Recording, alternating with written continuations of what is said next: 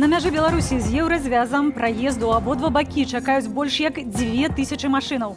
Пры гэтым дзяржаўныя ведомствы кажуць, што чэргаў з фураў няма. Вітаю, шаноўнае спадарства, у студыі працуе Анастасія Русецкая. Пачынаем аб'ектыў. Сёння ў нашым выданні вы пабачыце. Лукашэнку пад трыбунал. У Нюрнбергу адбылася канферэнцыя ў справе злачынстваў рэжыму. Усе тыя, хто здзейсніў злачынцы раней, робіць гэта сёння, ён павінен зразумець, што яны будуць прыцягнуты да справядлівай законнай адказнасці. Маеш кватэру, плаці. Просто попытка хоть каких-то денег собрать, но самое странное это то, что и денег-то никаких серьезных собрать не получится. Чыноўнікі ўводзяць новыя падаткі. Заходняя зброя для беларускага АМАПу. Хто і як прадае святлошумавыя гранаты і кулі?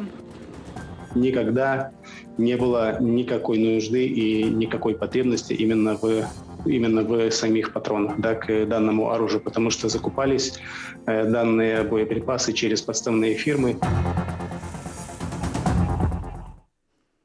У нямецкім Нюрнбергу, дзе 76 гадоў таму судзілі нацысцкіх злачынцаў, адбылася міжнародная канферэнцыя ў справе прызнання Лукашэнкі тэрарыстам.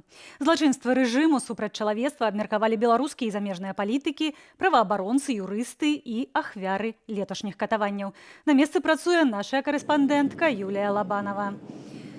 Вітаю, Юля, распавядзі, калі ласка, як прайшла канферэнцыя і што на ёй прагучала?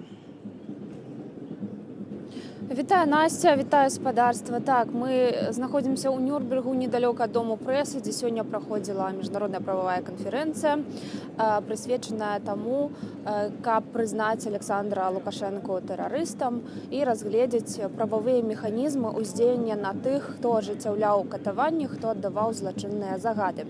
Месца вельмі сімвалічнае, таму што менавіта тут і судзілі карнікаў фашысцкага рэжыму, і тут адбылася гучная заява суддзі Роберта Дэксана, які сказаў, што незалежна ад таго, дзе знаходзяцца злачынцы, і незалежна ад таго, ці прызнаюць тое, што яны зрабілі злачынствам у Нямецчыне, іх будуць судзіць міжнародны ваенны трыбунал, і гэтыя злачынствы не будуць абмяжоўвацца тэрмінам даўніны. Уласна, з такім спадзевам, такія спадзевы гучалі і сёння на сённяшняй канферэнцыі, казалі пра тое, што незалежна ад таго, колькі яшчэ рэжым Лукашэнкі пратрывае, ўсё роўна тыя, хто здзейсняў злачынствы, будуць пакараныя. Закладчыкі — гэта 50 экспертаў, юрысты, праваабаронцы, палітыкі, а таксама удзельнікі акцыяў пратэстаў, якія прайшлі праз катаванне.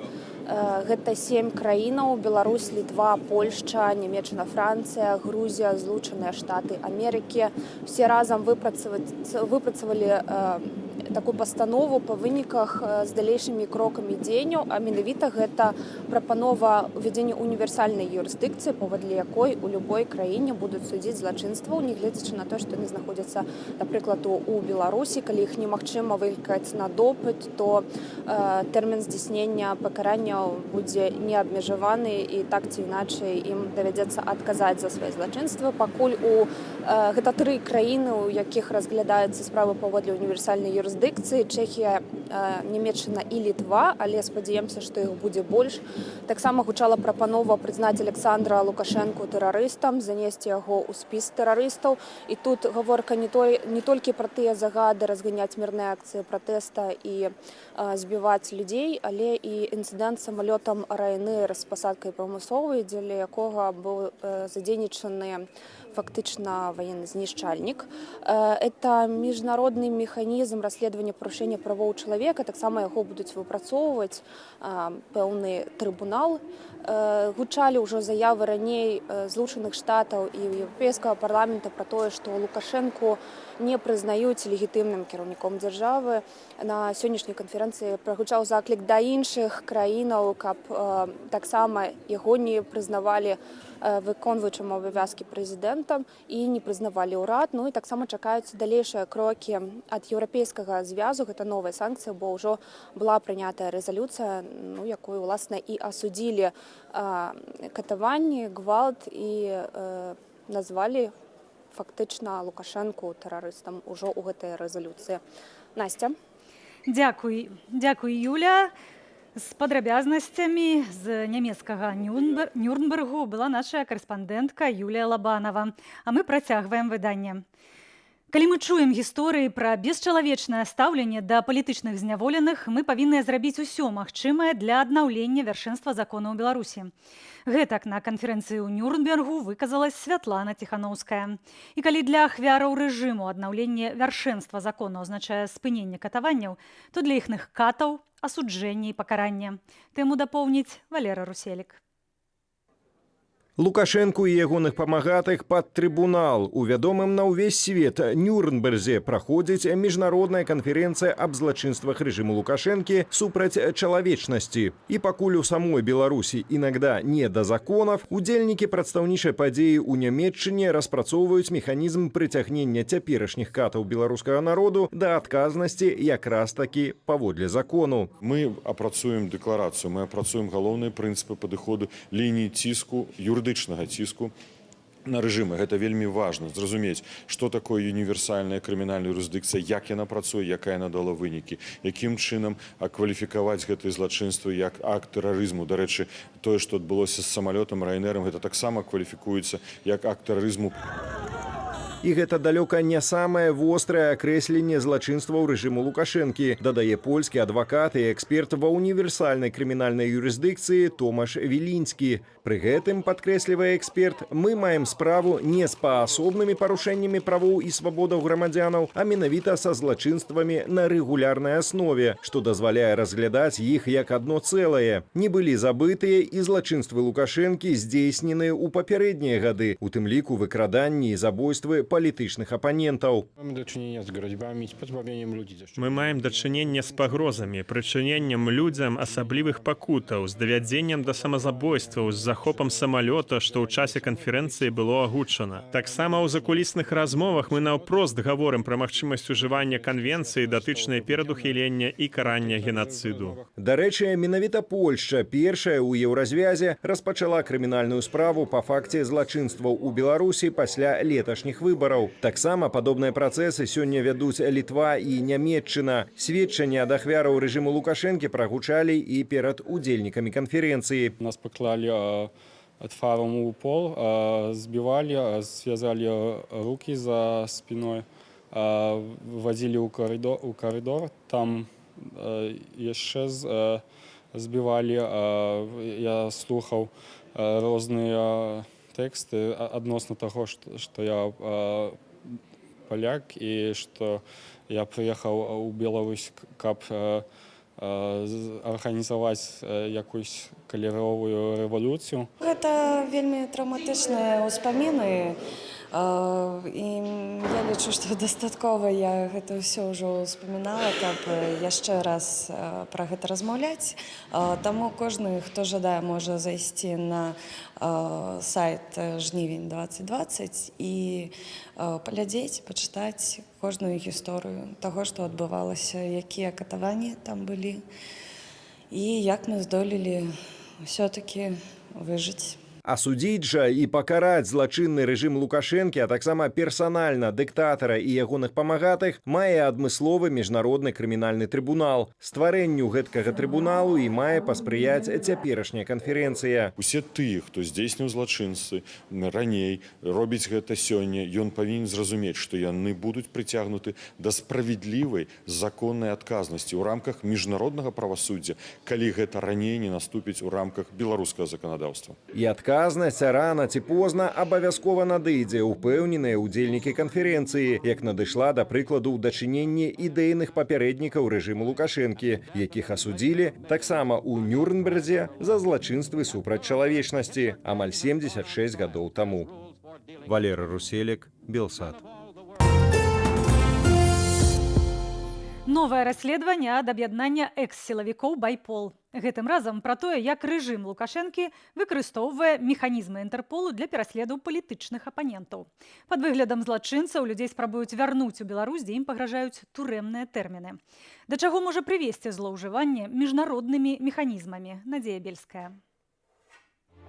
Чарговае расследаванне «Байпол» як чарговы доказ злачынстваў рэжыму Лукашэнкі. И сегодня речь пойдет о том, как карательные органы диктатора используют каналы Международной организации уголовной полиции, Интерпола. Механізмы Інтэрполу беларускія ўлады выкарыстоўваюць, каб дастаць з-за мяжы тых, каго на радзіме пераследуюць з палітычных матываў. Схема простая. На ахвяру заводзіцца крымінальная справа паводле артыкулу, які трапляе пад механізмы Інтэрполу. Гэткім чынам рэжым абыходзіць прынцып палітычнага нейтралітэту міжнароднай арганізацыі. Як гэта зрабіць, уладам тлумачыць працаўнік Інтэрполу ў Беларусі Дмітрый Медведев. Разрисовывали стены и электрощитовые в красно-белые флаги. Если там будет указано, что во флаге, то тогда они не пройдут.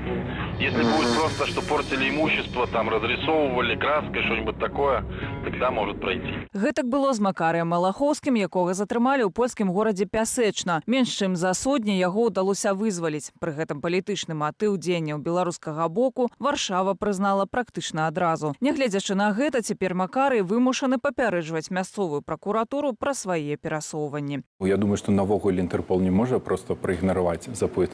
Да, у любым выпадку ён яго прынимае. У Інтэрпола есть свая ўнутраная працэдура, якая усталявана міжнародным пагадненнем. Што рабіць у выпадку, калі запыт праігнараваць немагчыма? Это приостановление членства Беларуси как страны в Международной организации уголовной полиции Интерпол. Данная процедура решается на Генеральной ассамблее Интерпола, в которой принимают участие все страны, участницы данной организации. И этот процесс, я повторюсь, трудоемкий, сложный, длительный. Прыпыненне сяброўства, а значыць і магчымасці карыстацца базамі Інтэрполу, тое, чаго цяпер і дамагаецца Байпол. Зусім выключаць Беларусь з арганізацыі нерацыянальна, кажа Олег Талерчык. Гэта доўгая працэдура, рэжым падзе раней, упэўнены ён. Не пойдзе на гэта і сам Інтэрпол, мяркуе Андрэй Мачалаў.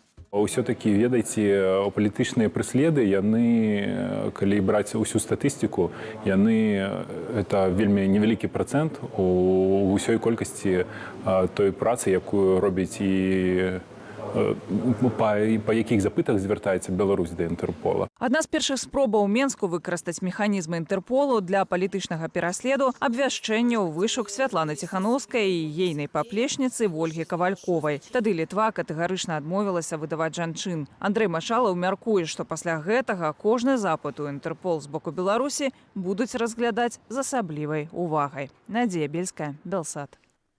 Як некаторыя еўрапейскія краіны могуць абыходзіць эмбарга на продаж зброі ў Беларусь. Расследаванне на гэтую тэму апублікавала выданне EU Observer. Гаворка вядзецца пра фірмы з Чэхіі, Славаччыны ды Венгрыі. Чаму гэта магчыма, нягледзячы на шматгадовую забарону на продаж зброі ў нашу краіну? Ірына Дарафейчук.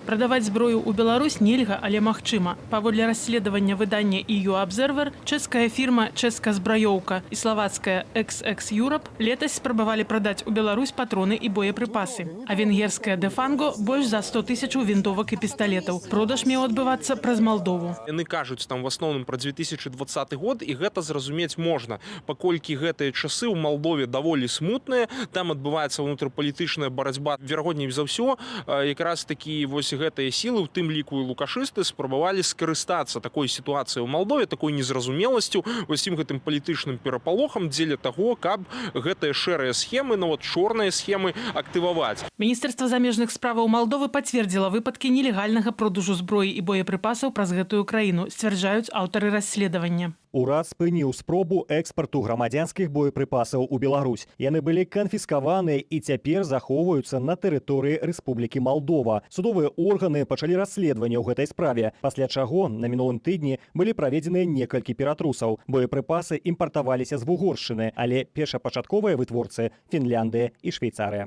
Упершыню абмежаванне на продаж зброі ў Беларусь Еўразвяз увёў у 2004 годзе. Эмбарга ж дзее з 2011 года і ўвесь час працягваецца. Але сведчанні выкарыстання беларускімі сілавікамі заходняй зброі з'яўляюцца таксама ўвесь час. А скепкі ад чэшскіх святлошумавых гранатаў знаходзілі пасля разгону мірных акцыяў летась пасля выбараў. Недаўнее відэа з камітэтчыкамі, якія ламіліся ў хату да чалавека, і там было бачна, што яны все з заходнім узбраеннем. Адзін з глокам, другі, здаецца, з зігзауэрам, і трэці там таксама невядома з чым, но відавочна то, што яны нестабільнымі ПМамі. Зброю заходняй вытворчасці беларускія сілавікі выкарыстоўвалі ўвесь час, пацвярджае былы афіцэр спецпадраздзялення «Алмаз» Ігар Макар. Толькі алмазаўцы штодня падчас трэнавання выстрэльвалі не менш за 300 патронаў, а падобная зброя выкарыстоўваецца і ў іншых падраздзяленнях. Покупались боеприпасы всегда у австрийских компаний. И, насколько я знаю, когда были наложены санкции на Беларусь, у меня есть мои люди, которые мне давали информацию, что никогда не было никакой нужды и никакой потребности именно в самих патронах, да, к данному оружию, потому что закупались данные боеприпасы через подставные фирмы, и не было никогда ни у кого проблем. Каб спыніць гэтыя шляхі продажу, трэба прызнаць рэжым тэрарыстычным, мяркуе Ігар Макар. Когда режим Лукашенко будет признан террористическим, я думаю, что это быстро все прекратится. Но, естественно, мы знаем, что в Беларуси есть брат, это Россия, и они перейдут на российское вооружение, но это будет очень сложно, потому что тактико-технические характеристики оружия, вот которое я говорил, да, то есть европейское, оно гораздо лучше, нежели российское, гораздо. Еўропа ж дзее вельмі павольна, адзначае Зміцер Міцкевіч. І чарговыя публікацыі парушэнняў – вынік працы не палітыкаў, а журналістаў. Ірына Дарафейчук, Белсат.